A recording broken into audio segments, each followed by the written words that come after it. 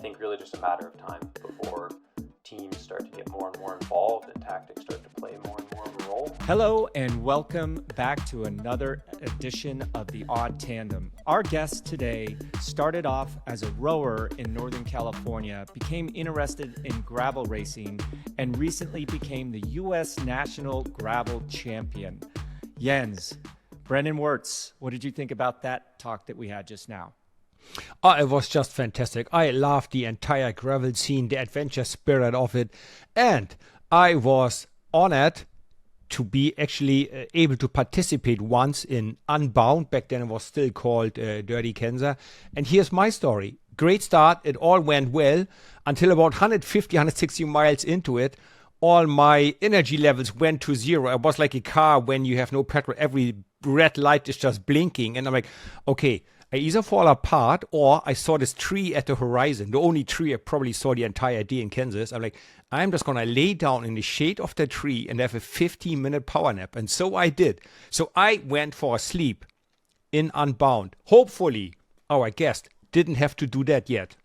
No, I think without spoiling some of the nuggets that he dropped on us, you made a couple other crucial mistakes with your fueling that Brennan will square away a little bit. So please sit back, relax, and enjoy our great conversation with Brennan Wertz. Brennan Wertz, welcome to The Odd Tandem. Thank you for having me. Appreciate it. Yeah, man. I mean, we had to get you on. I mean, the gravel season is kind of winding down, but you won the national championship gravel title this year back in, what was that? I believe September in Nebraska. How is life in the Stars and Stripes treating you so far? It's been good. Yeah, it's been super good. Really still almost a little bit surreal, but at the same time, loving every moment of it. It's been a huge honor, and I would say going into this year, that was my biggest target for the year. So we'll probably get into this in a bit, but my preparation for the race was far from ideal, but we did still kind of build the year around it with that being a main target. So feels nice to be at the end of the season now and look back and feel like the year was a success and the biggest goal of all of them was checked off. So incredibly happy and honored. For me as a foreigner, I was always impressed or surprised how Americans could design their national champion jersey within certain parameters. Like the German jersey is always the same. It's plain white and got the colored stripes, and that's it. Did you have a word to say about your own jersey, or it's still in the making, or how does it look? How will it look? Yeah, I would say we went kind of with more or less the kind of, let's say, standard. I mean, it's got the red and white stripes on sort of the lower midsection, and then the top part with the shoulders is blue with the white stars. But they diverted a little bit. My clothing sponsor, Q365, they kind of shifted away from the normal kind of horizontal lines and squared off, and they had a bit of a chevron on the front, so it has a little bit of like a Superman look to it. Nice. But yeah, they gave me a couple options. The cool thing with gravel is because it's not so heavily regulated by the UCI, it's not, the jersey design is also not regulated. Like if you're racing on the road or another UCI discipline, they have quite a bit of say in what that jersey actually looks like. But for gravel, I know you can be a little bit more abstract with it and creative. Like Keegan's last year was super abstract. But for me, I wanted it to look a little bit more kind of recognizable, straightforward, and really honor it and go kind of all out. You got to go all out with the Stars and Stripes, baby. But, you slipped away from a pretty big group of hitters, including the aforementioned Keegan Swenson. Talk us through that final, because you guys all were there in the last few Ks, and it kind of takes that one person to take the initiative, which turned out to be you. But talk us through what was going through your mind in that final of the gravel national championships. At first, we came through this kind of little like river run or like riverbed that was really dusty and dry and rutted, and I was already towards the back of the group going into that because Keegan and Colby Simmons had attacked on the final little rise going into it and strung the group out. I had anticipated the attack, so I was right at the front of the group so that I could kind of sag back and not get fully distanced from the group. But I came into this little riverbed section that was the final gravel section, a bit on the back foot and towards the back of the group. And most of the guys in the group were running mountain bike tires. And I went for like a full-on speed setup. I had slick tires, 44 millimeters, full road group set, like road gearing, 2x, basically fully optimized for the last 1.5, 2K of the course, which were all pavement.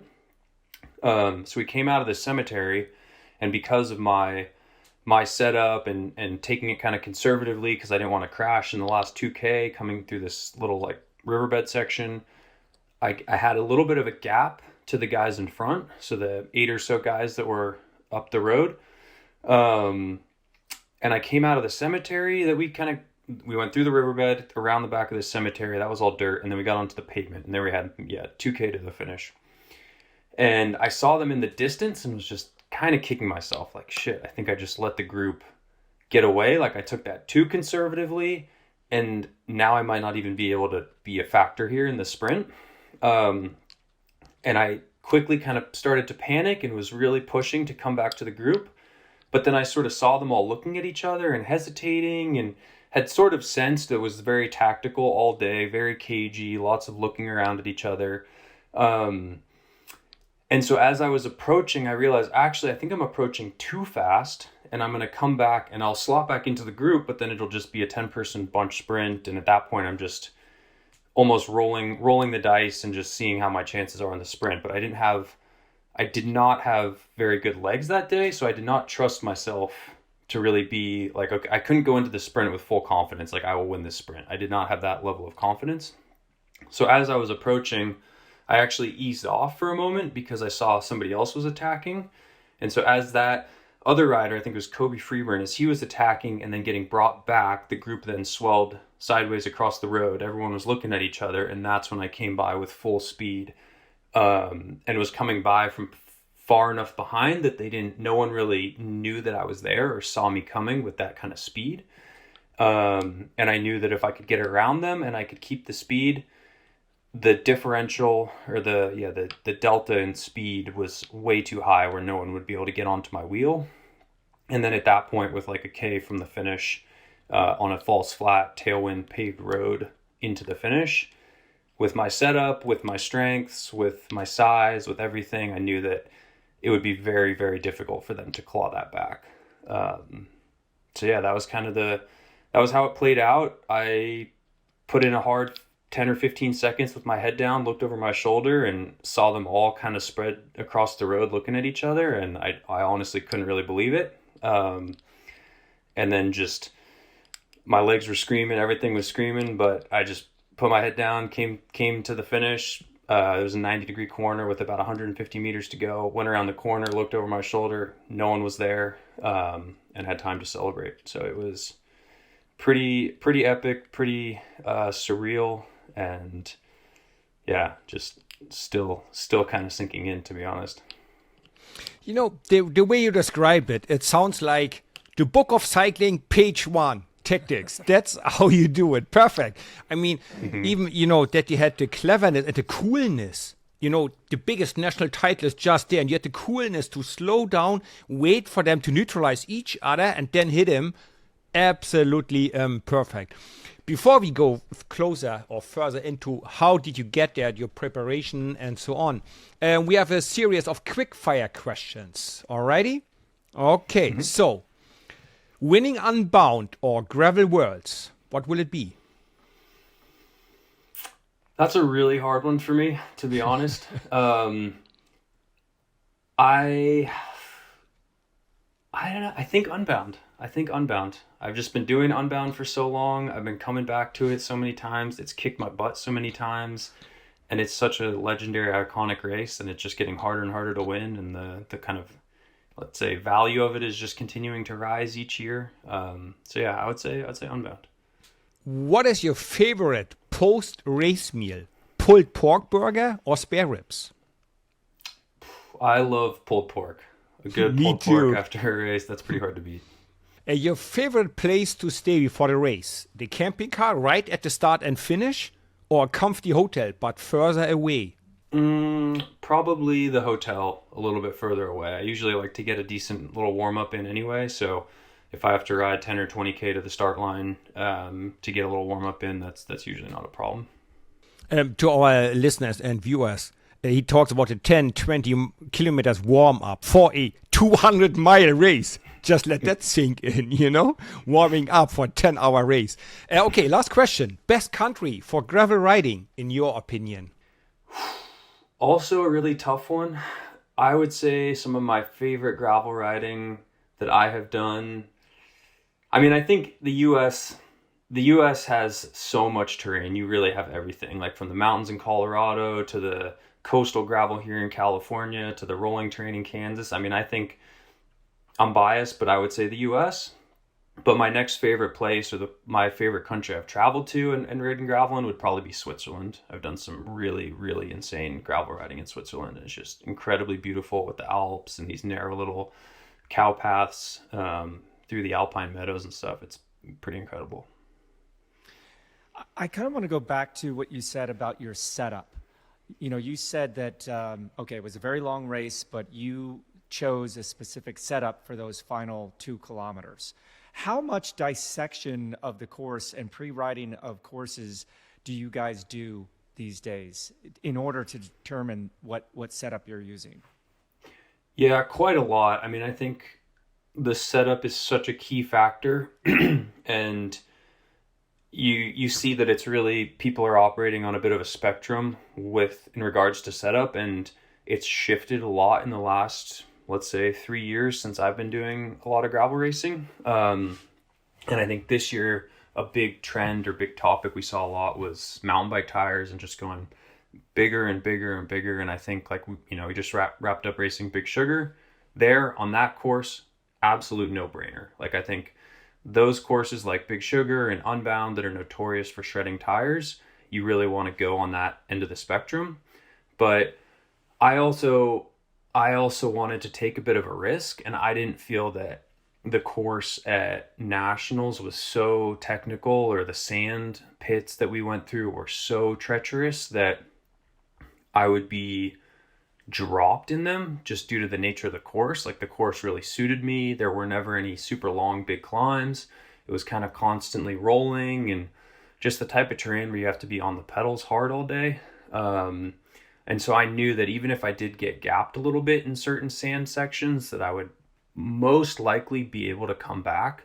And that was kind of the story of the day, was just like playing it really defensive, being on the back foot in all of these different sand pits and sand sections. But I knew where they were. I had pre-ridden a bunch of the course. And it was the exact same course as the year before, where I had raced almost an identical setup and was on the podium last year as well. So the conditions were ever so slightly different this year, a bit drier and sandier, but it wasn't so dramatically different where I felt like I needed to make a huge shift in my setup going into it. And I knew that for me, if it came down to a sprint, I really wanted the setup that I had, and I kind of optimized for, if I make it to the last 2K, I want to have the best possible setup to actually win the race, and not have the setup that's just going to get me to the last 2K at the front of the race. Like, it was kind of these one-day races or like a championship race, like a Nationals.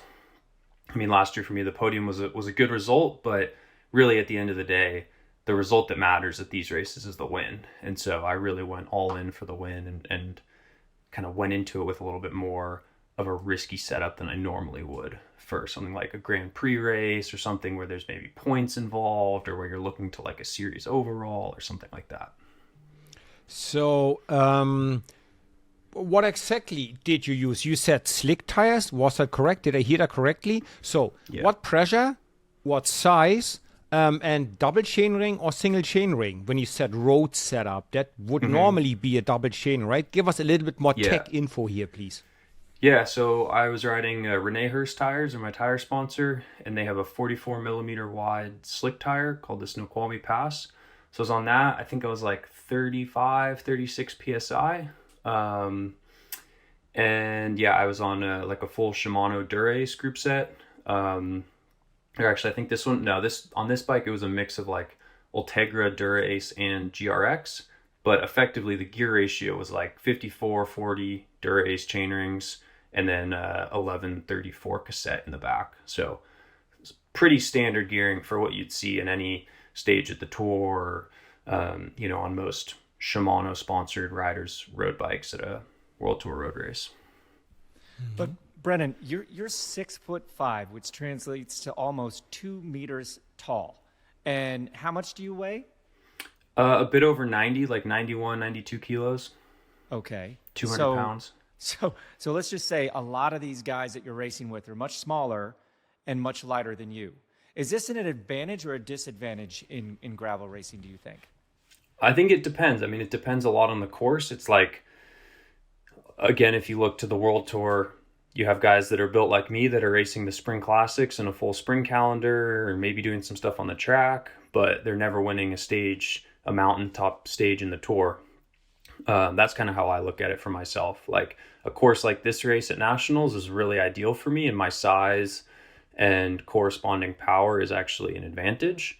But then to go to a race like Leadville or Crusher in the Tusher, where it's a kind of high altitude climbing fest, yeah, there I'm struggling a little bit more than someone like Keegan. So I know last year when I finished the race and was on the podium, I called my coach pretty much immediately after because I knew that the Nationals would be on the same course the next year.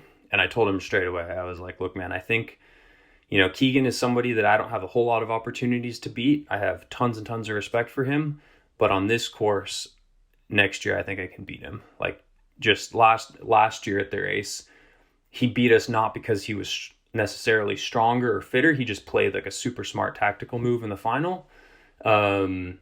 But I saw like a kind of glimmer of hope there that I could beat him there on that course. And that was in part due to my size and that being an advantage for me on that course. So would you feel happier on a 50-mile gravel race or a 200-mile gravel race? Or you go, yeah, I don't care, I just take it as it comes? I like to kind of take it as it comes. I mean, I've done a few UCI Gravel World Series races this year that have been a little bit shorter, but I think the longer stuff suits me better. I think the kind of unbound type effort, these just long all day diesel grinds, that definitely suits me better. The kind of really, really sharp accelerations, the super punchy effort is I'm less suited to that. And I would say I've built my training over the last 3 years much more in the direction of an unbound kind of effort than something in the sort of 50-mile range that's much punchier. Well, let's talk about that training a little bit. Proportionally speaking right now, what % of the time do you actually spend on your gravel bike, and what % do you actually spend training for gravel racing on your road bike? I would say maybe 40% gravel, 60% road this year. Last year I did the Lifetime Grand Prix, and so I had the mountain bike kind of mixed into that as well. But this year I was focusing on fully on a kind of drop bar calendar. So, but yeah, I would say 40-60, something kind of like that. I do a lot of riding on the road just because it's easier to do the efforts I want to do. It opens up more terrain, and where I live, the gravel's pretty rugged. So, we don't really have dirt roads that you would drive a car on, like kind of the standard gravel that we race in most races. So I have to be a little bit more selective with when I'm riding my gravel bike just because of the terrain that's available to me and what it kind of requires from an effort perspective. And like back in our days or my days, you would, like, let's say you have a big race on Sunday. Then the week before, the last weekend, if you have the time for it, you would try to cover almost the race distance to prepare your body the Sunday before the next race Sunday. Is that still something you guys do these days? And can you ride 10 hours on Sunday to prepare for Unbound and then recover and race 10 hours again? Or is that just a stupid question? No, I mean, for Unbound specifically, I would say the longest training that I would do would still be maybe 8 or 9 hours. I don't think I would ever really get to 10 hours. I mean, this summer I did some bike packing, and I did, I think, 2 days that were around 10 hours, but that was not specifically prepping for anything. That was just I was kind of in the middle of a big training period and was just having some fun on my bike, riding through Switzerland, through the Alps. Um, but no, I mean, I think usually this year I've done a lot of like 4 or 5 hour rides on the Wednesday before, like Wednesday or Thursday, depending on whether or not the race is Saturday or Sunday. But yeah, just a few days out, doing still a pretty solid endurance ride, getting on the bike for 4 or 5 hours. I found that for me that's worked pretty well, and that I like how that kind of leaves me going into the race weekend. And also with the recon and stuff, like you mentioned, Bobby, it's also, you have to put the time in to see as much of the course as you can, and that really helps us inform our decisions for tires and wheels and pressure and gearing and all that kind of stuff. So that's been, for me, a pretty good formula this year, where I've been able to do a long ride, like usually the day or two after I arrive in a location for a race. Then I'll get to scope out as much of the course as possible that way. Brennan, I've been, following you for a couple years, but it seems like this year you raced a lot more. Was that just that you had more of a social media presence, or did you feel that your calendar expanded a lot more this year than in the years past? I would say this year I did a lot more travel, probably in total, than I have in years past. I spent more time racing in Europe this year. I think I did 3 trips to Europe for races, or for race blocks. And I was kind of on the move a little bit more, but like last year, I think I spent a little bit more time focusing on the Lifetime Grand Prix events. And like before Leadville, I spent a month in the mountains in Utah preparing for that and doing altitude training. And I didn't do as much of that this year. I didn't have as many kind of specific blocks of training for one key race, which is something I think for next year I'm going to try to shift a little bit more in the direction of preparing with more focus on each individual race and doing fewer races overall. But yeah, I don't know the exact number of race days. I'd have to go back and look, but it definitely was a lot this year. It was a lot of racing. So since your country is a huge country, so the biggest country in the world, if you travel from Nebraska back home to California, or see other classics, or Kansas, Unbound, how do you travel? Like an endless road trip with your mates in a camping car and all your gear stuffed behind in a camper, or you take flights? How do I have to imagine that as a total outsider to this to the gravel world? Yeah, most of it this year I did with an airplane. In the past 2 years, I've usually done at least 1 or 2 big road trip blocks where I've gone to Colorado and Utah for altitude training, and do it as a big road trip and string together maybe 4 to 8 weeks of racing and training all together. And that's a good way to do it, because then I can bring more equipment, more spare tires, more bikes. But I don't have any sort of like big sprinter van or something that a lot of guys have. I just go with a normal car and have done it like that the last 2 years. But yeah, this year it was more doing it with an airplane, trying to optimize the flights, trying to figure out like, okay, is there an airport that's nearby that I can take a direct flight to, and then do the drive in or get a rental car, like always kind of figuring that out. But yeah, and then especially for the stuff over in Europe, always the flying over there. And we've had some gravel racers on the podcast in the past. Explain how you just explained the multiple trips to Europe, all over the U.S. How do you pay for all this? Are your sponsors 100% fitting the bill for this, or does it kind of depend on you getting some prize money in order to pay the bills? Yeah, I would say the prize money this year, like I got some prize money at nationals and some stuff like that, a few bonuses for different results. That definitely really helps. But I would say I try to always look at that as bonus and don't factor that into the budget. But the way it works for me is I have multiple sponsors, and they provide me a kind of combination of equipment and then also financial support. And they basically pay that in sort of a lump sum. And then I'm on my own to manage it all. So I'm then booking all the flights myself, booking all the accommodation, trying to be economical in all of that and find accommodation that's a good value, or maybe if I can stay with some friends somewhere and save some money doing that, or Like I was explaining, trying to find which airport to fly into. Maybe there's an airport that's an hour further away by car, but it's a couple $100 cheaper and the rental car is cheaper. You kind of always looking at all of that. I would say when people ask me what my job is, or like what the day-to-day looks like, I would say that's the biggest thing that people overlook, is like the amount of time spent just trying to optimize for cost effectiveness and looking at different flight options, trying to find Airbnbs. I mean, now like I was booking Airbnbs already for Unbound next year because it books out so fast and everything's so expensive and you have to find a good setup. So yeah, that's usually how it works. I manage all that myself. It's definitely challenging, but I've learned a ton doing it, and it's also, I think, a really important part of the recipe for success in gravel is you have to look at the bigger picture and you have to be able to manage all of these different things, because it's not just a part of a team structure where they have a full staff to take care of all of that for you, and you just have to show up fit and ready to race. There's a whole lot more to get to the actual start line. So you probably already answered at least half of my next question.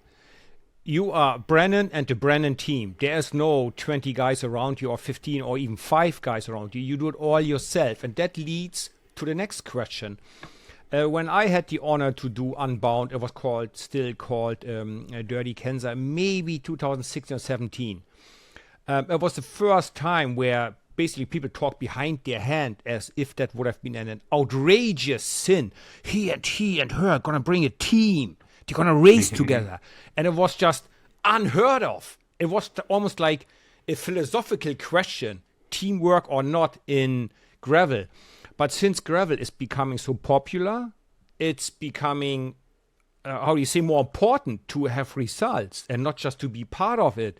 I feel from an outside look, you have a constant uphill battle. I mean, if there's 4 or 5 team members racing together or together against you, that limits your chances. Do you ever thought about that? What is your point of view on that?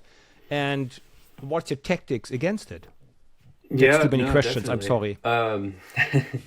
No, I think I've always kind of had the approach that it's really a matter of time before we see that. And we already have started to see that. I think doing more of these UCI Gravel World Series events this year over in Europe really opened my eyes to that. There's more team structures that are already existing in Europe. We saw Mate Mohoric come this year with, I think, 3 other teammates of his from the Bahrain Victorious team. So they were there. I mean, it's the next logical step, I think, as it gets more professional and there's more interest and more prize money. It'll be, I think, really just a matter of time before teams start to get more and more involved and tactics start to play more and more of a role. I think right now it's just kind of more of a matter of like the business model right now, with the way that brands and athletes are working together and the way that the sponsorship market is set up. No one brand has really taken on the investment to really build an entire team. Like I've thought lots about it. I've looked at the numbers. I've kind of talked to various friends of mine. I mean, I've bounced all sorts of ideas off the wall about these different team structures and what that would look like. But at the end of the day, it's just a completely different level of financial investment to bring 5 to 10 riders to a race like Unbound and pay them to ride in support of somebody else instead of riding for themselves. It's just a completely different structure that has to be built. And like I said, I think it's a matter of time. But right now in the US, at least, no one has, I would say, super successfully like fully taken that on and built like a fully professional gravel team yet. But I do think it's something that we'll see in the not too distant future. But that brings up an interesting point. I mean, when I got introduced to gravel in 2018, the vibe was so chill, so relaxed. I mean, just a few people took it like uber serious. But now it's been professionalized almost to the point where I can't really tell the difference between professional road racing and professional gravel racing. Do you feel the same, and do you support that if it is getting that way?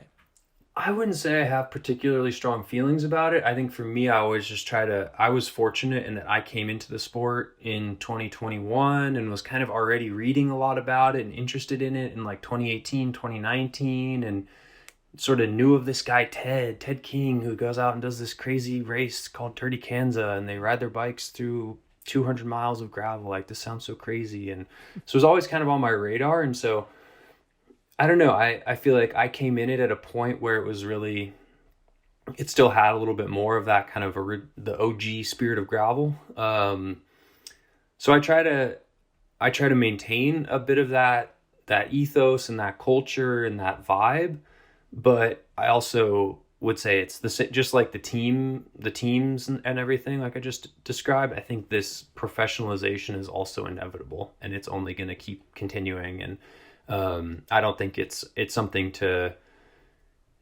worry about or be upset about. It's just like, it's what happens in sport, and it's how it goes and how it's going. And I think there's also a completely massive spectrum of the gravel experience that anybody could have, and my experience is completely different from a lot of the other folks who go to these gravel events. But I also don't think that's a bad thing. Like, I can have my experience, they can have theirs. We all are drawn to the sport and the act of riding a gravel bike for maybe similar reasons, maybe different reasons, but at the end of the day, I think there is a lot of similarity, and a lot of people just love the adventure, getting a little bit further away from the cars, and having a really fun time on your bike with friends. I mean, at the end of the day, that's still, I think, very core to it, even for those of us racing at the pointy end of the race. So yeah, try to hold on to a little bit of that, and also take time to enjoy the other elements of gravel riding, like bike packing and this kind of adventure riding and these long training rides. I do a lot of that stuff as well. And so for me, it's finding that balance. Also, it seems like that now that gravel racing is becoming more popular, there's more interest to export or to develop it globally. But do you think there's a market, there's a place for gravel to become popular in, I don't know, China or France or Great Britain?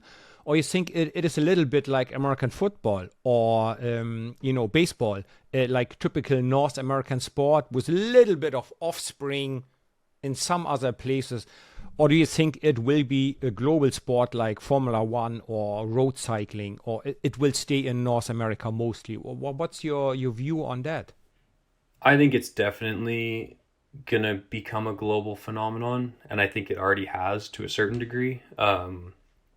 Like I said, I did quite a few of these UCI Gravel World Series races in Europe last summer or this summer, and it's really taking off in Europe. There's a ton of interest, and I think there's a bit of this attitude from the US, like, oh, you can only race gravel in the US on these big wide dirt farm roads, and there's only gravel in the US.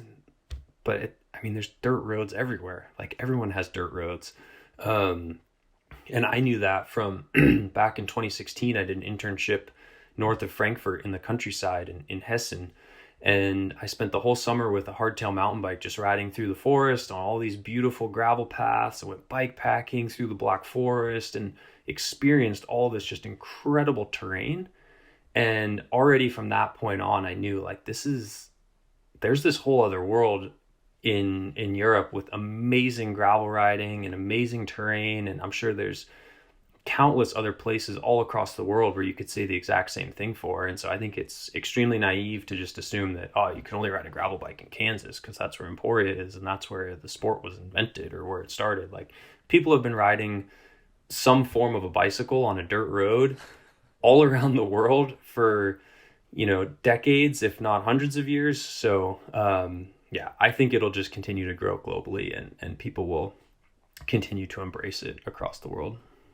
But what is the difference between gravel riding, gravel racing in the US and Europe? I've done a few events, and you have all you big hitters actually racing, but participation and pleasure and adventure seems to be the main objectives for most people. Is it the same over in Europe, or is everyone just trying to race it? I would say it definitely had a little bit more of a racier feel at most of the events that I did in Europe, but I think that's because this year a lot of the events that I did were this UCI World Series, where there were also a lot of amateur or age group riders that were there to qualify for the Worlds. And so people were there for a specific purpose. They were there to try to qualify. They were there to race, and whether it's the pro category or the age group or whatever it is that they're doing, people were there more for that purpose. I would say there were still plenty of people that were there just to enjoy it and have a great day on the bike, and maybe they're from the area or they're from nearby and it seemed like a cool event to do. But last year I did a couple other races that were outside of that series that weren't governed by the UCI. And one of them was this race called Octopus Gravel in Switzerland. And I really got a sense of just this huge spectrum again of people just really enjoying a beautiful day in the Swiss Alps on their gravel bikes. And it was a time segment race. So people were pushing hard on the specific segments, but then they took the rest of the day to really enjoy it and stop at the aid stations and take some nice photos and enjoy the view. And I think it's, again, like anything, there's a big spectrum of the experience, but you can find all of it in Europe as you can find all of it in the US. But I would say from my experience on the whole, the races in Europe have been a little bit more kind of from the first finisher to the last finisher, a little bit more competitive feeling. But I think that's still, it's hard to make a generalization like that because they're all so different, all these events. When you talk about experience and adventure with the gravel racing, a part of the adventure is that I believe most or all of these events are unsupported, right? There's no team car follow. I mean, just for our listeners and viewers, they have never heard of it. There's no team car following. So you need to prepare and bring everything you might think you need or you might need at one point.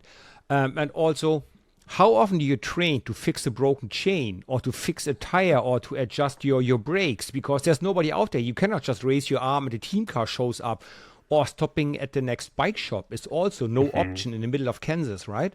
So how often do you train these technical skills?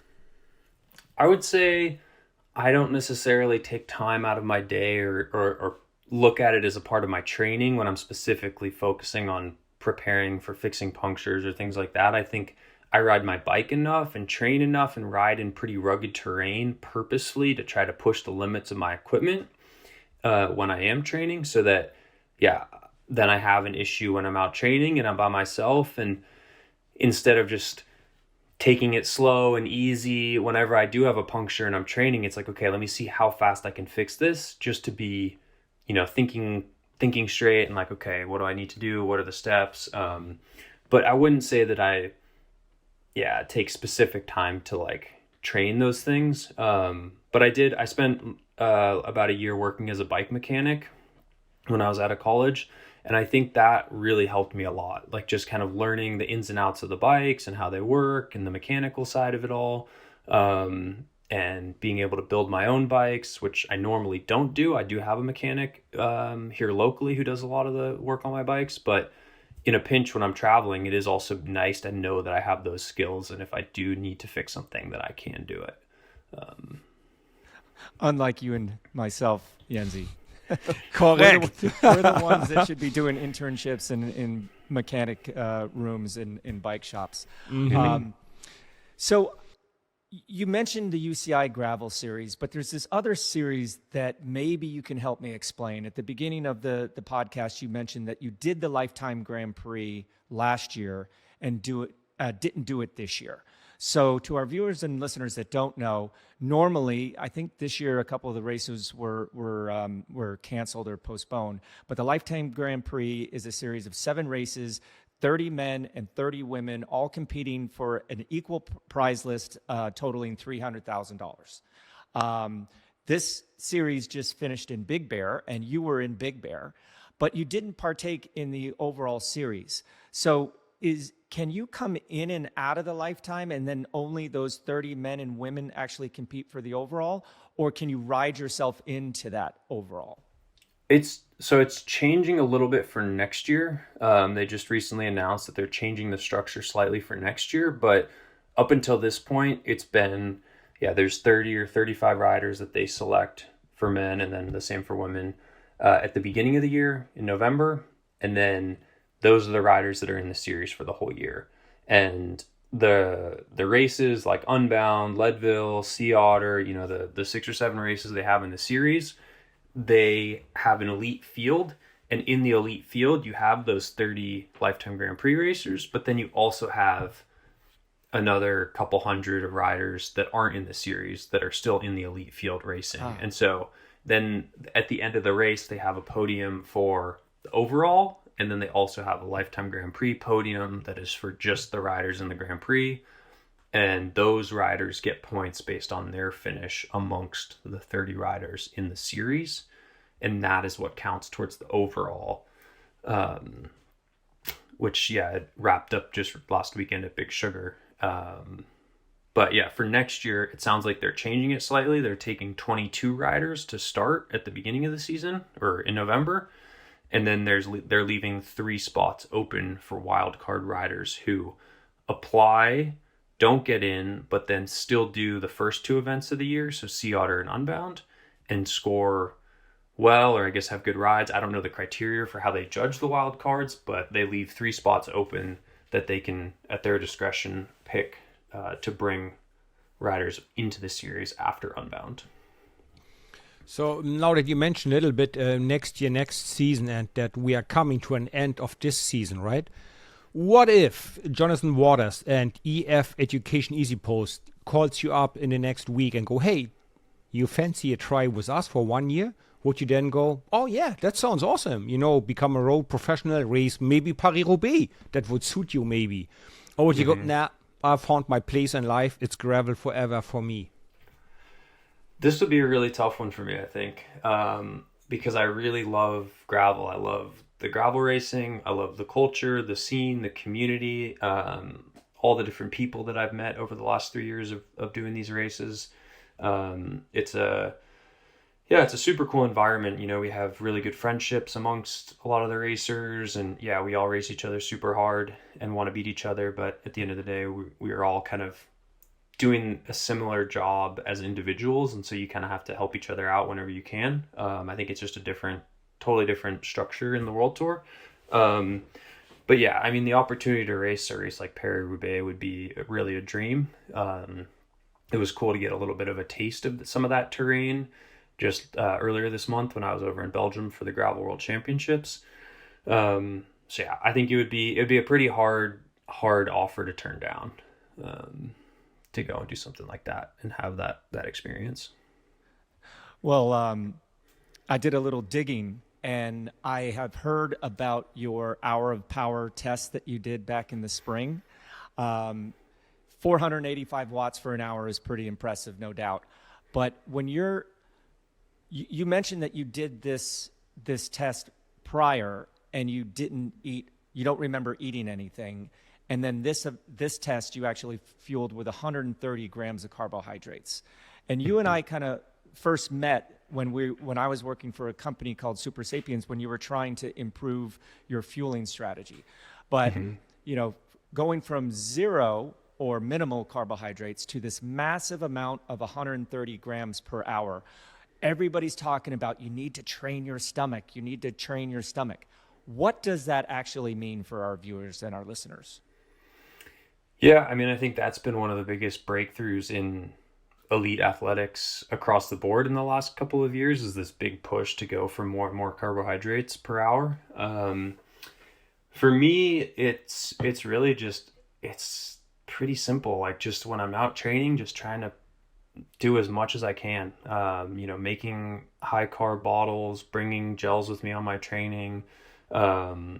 Sometimes if I'm doing a longer ride, I'll just stop somewhere to, convenience store or something and just really load up and just keep trying to stay on it and really pushing the stomach to get used to taking that level of fuel while also pushing a pretty high output.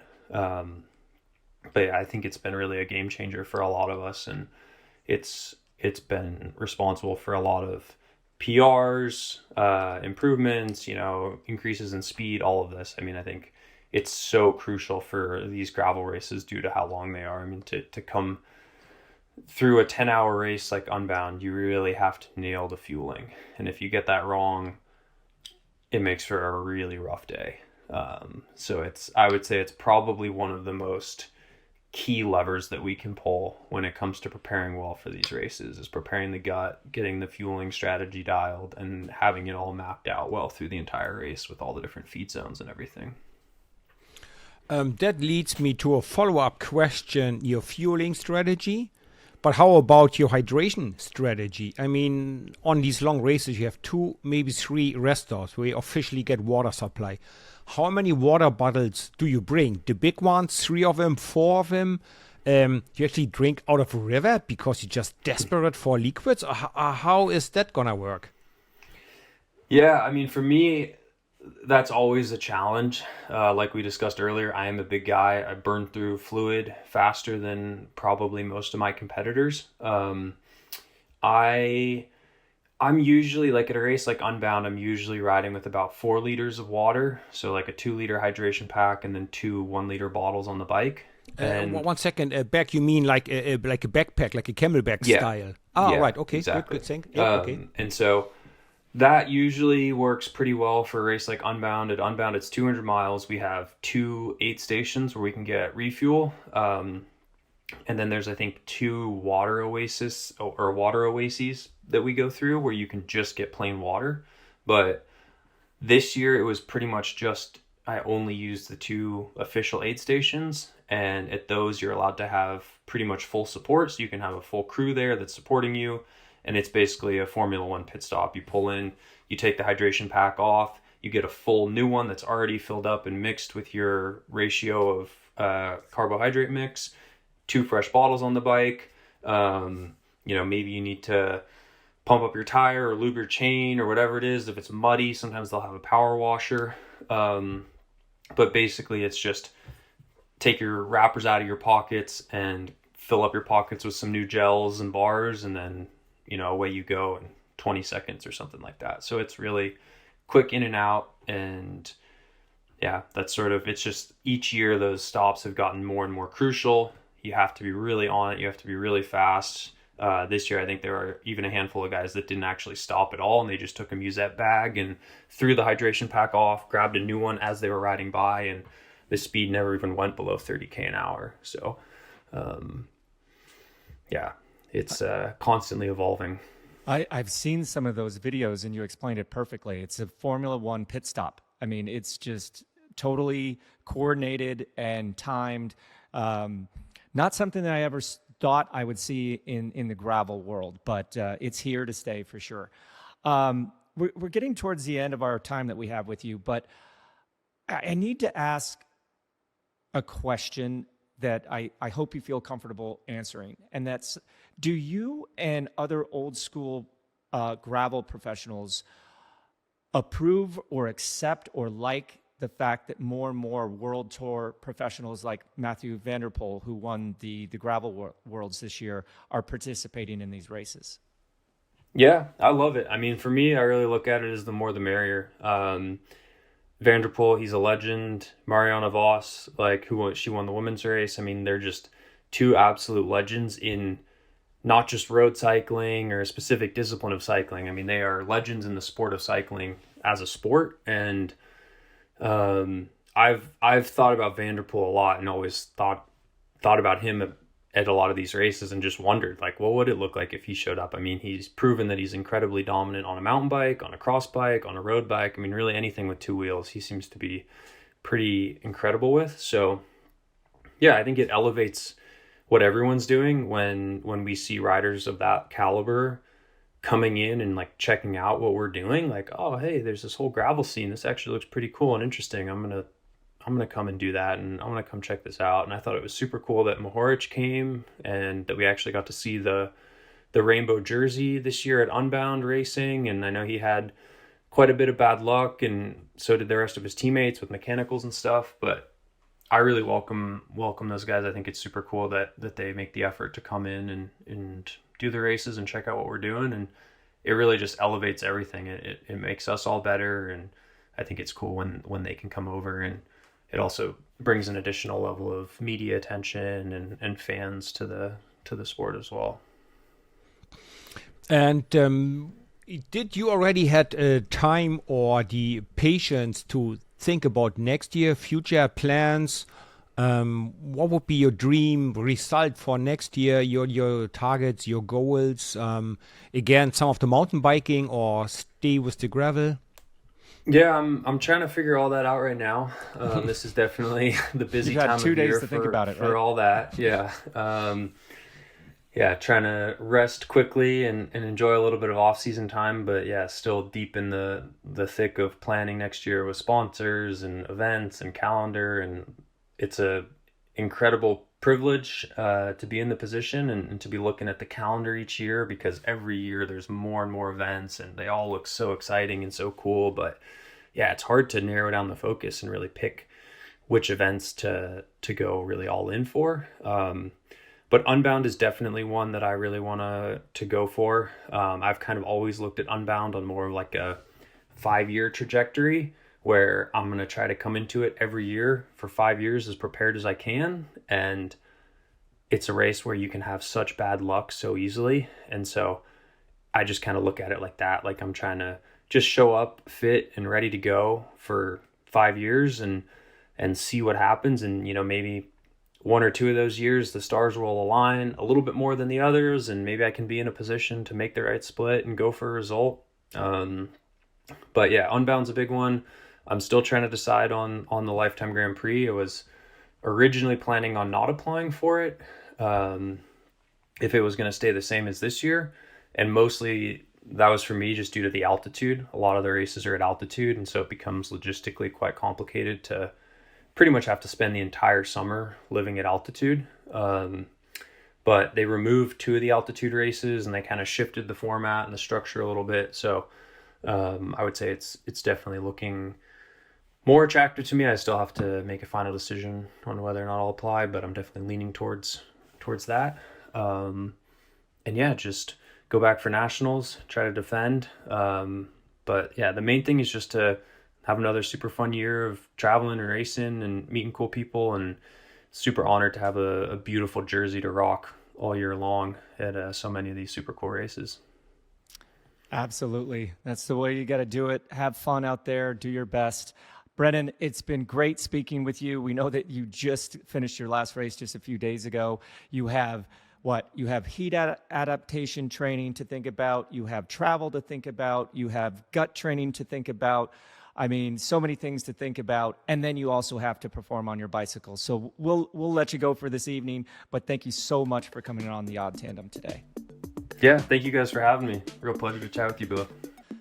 Well, that's everything for this week. Now remember to follow us at Odd Tandem on TikTok, Instagram, Twitter, Facebook, and wherever you get your favorite podcasts. Thanks to Brennan for joining the podcast. Also, remember, if you want to see the video version of this podcast, it's up on our YouTube channel right now, youtube.com/@oddtandem. And if you want the full, uninterrupted version of this podcast and your name in the titles, just head to our Patreon, where you can sign up for $5 a month in order to keep this podcast going. That's patreon.com/oddtandem. And huge thanks to our Patreon members, Scott, Stephen Kimbrough, Marie Teixeira, Jeff Kralik, Brian Colon, Chris Merritt, Tim Ferris, Jim, David Swartwout, Bill Babcock, Nancy Ness, Michael Terreblanche, Jim Burns, Swim School Bob, Steve, Scott Neighbors, Joseph, Philip Shama, Mark Payne, and Jeff Seckendorf, who've done just that. And please remember, if you want your question in our next mailbag episode, make sure you keep sending us your questions to oddtandem@shockedgiraffe.com or any of our Odd Tandem social media channels. Please keep sharing the podcast, and please keep leaving your reviews wherever you're listening. It really helps us to build our audience.